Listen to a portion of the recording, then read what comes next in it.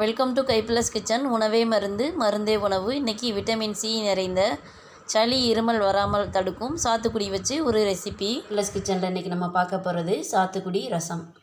அதை சின்ன நெல்லிக்காய் பாதி அளவு நம்ம புளி சேர்த்துக்கிறோம்.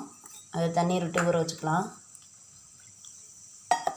சாத்துக்குடி ரசத்துக்காக ஒரு சாத்துக்குடியை எடுத்து வச்சுருக்கேன். நீங்கள் இது ரசமாக மட்டும் இல்லை, சூப் மாதிரியும் அப்படியே டம்ளரில் விட்டு சூடாக குடிச்சிங்கன்னா சளிக்கெல்லாம் ரொம்ப நல்லது. சாத்துக்குடியை ஜூஸாக புழிஞ்சு எடுத்தாச்சு. இப்போ நாம் ரசத்துக்காக 1 டீஸ்பூன் ஜீரகம், 1 டீஸ்பூன் மிளகு வச்சுருக்கோம். அதை உரலில் சேர்த்துக்கலாம்.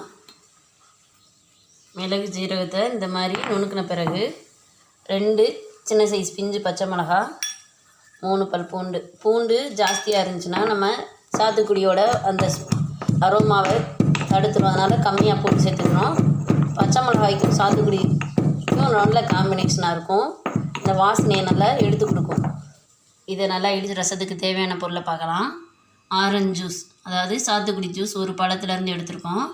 1 டீஸ்பூன் அளவு மஞ்சள் தூள், இது பருப்பு வேக வச்ச தண்ணீர் 1 கப்பு, கடுகு உளுந்து, புளி கரைச்சல் நம்ம அரை நெல்லிக்காய் அளவு புளியாக கரைச்சி வச்சுருக்கோம், கருவேப்பிலை, மிளகு, சீரகம், பூண்டு சேர்த்து நுணுக்கி வச்சுருக்கோம். இது மல்லித்தலை தண்டு, இது மல்லித்தலை, பெருங்காயம்.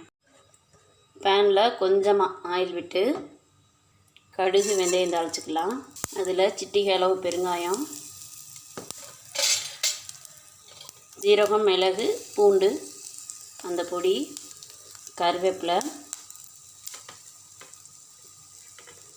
மல்லித்தலையோட தண்டு 1 ஸ்பூன் அளவு சேர்த்து நல்லா அந்த எண்ணெயிலே ஃப்ரை பண்ணி விட்டுக்கலாம். அடுத்ததாக புளி கரைச்ச தண்ணி, இதில் 1 சிட்டிகை அளவு மஞ்சள் தூள், ரசத்துக்கு தேவையான அளவு கல் உப்பு.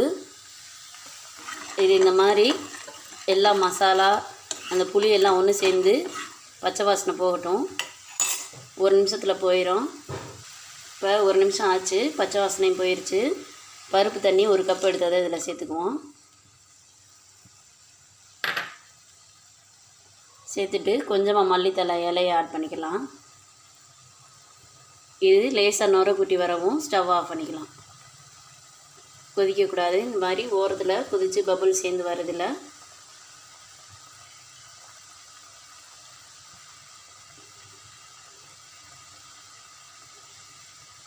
இந்த ப்ராசஸ் ஒரு 30 செகண்ட்லேயே முடிஞ்சிடும். இந்த மாதிரி நுர கூட்டி நடுவில் வரும்போது ஸ்டவ் ஆஃப் பண்ணிக்கலாம். ரசம் அப்படியே ஓப்பன் பேனில் ஒரு 5 நிமிஷம் நல்லா ஆறட்டும். ஆறின பிறகு நம்ம சாத்துக்குடி ஜூஸ் சேர்த்துக்கலாம். உங்களுக்கு இந்த ரசத்தில் புளிப்பு அதிகமாக இருந்துச்சுன்னா கொஞ்சமாக வெதுன்னு தண்ணி ஆட் பண்ணிக்கலாம். இல்லை பருப்பு தண்ணி அதிகமாக இருந்தாலும் நீங்கள் சேர்த்துக்கலாம், அதனால் தப்பு கிடையாது. இப்போ ரசம் ஆறிடுச்சு. சாத்துக்குடி ஜூஸை இதில் ஆட் பண்ணிக்கலாம். ஆட் பண்ணிவிட்டு மிக்ஸ் பண்ணிக்கலாம். இதை நீங்கள் இதே ஹீட்டில், இது கொஞ்சம் வெதுன்னு இருக்கும், இந்த ஹீட்டில் அப்படியே பவுலில் ஊற்றி சூப்பாகவும் குடிக்கலாம். சாதத்துலேயும் சூடான சாதத்துலேயும் பிசைஞ்சு சாப்பிட்லாம். நம்மளோட சாத்துக்குடி ரசம் சூப்பராக ரெடி ஆகிடுச்சு. இதில் கொஞ்சமாக மல்லித்தலை சேர்த்துக்கலாம். என்ன வீவர்ஸ், இந்த வீடியோ உங்களுக்கு பிடிச்சிருக்கா? நீங்களும் வித்தியாசமான ரெசிபிகளை செஞ்சு பார்க்கணுன்னா கைப்ளஸ் கிச்சன் சேனலை சப்ஸ்கிரைப் பண்ணுங்கள், பெல் ஐக்கானை கிளிக் பண்ணுங்கள். தேங்க்யூ.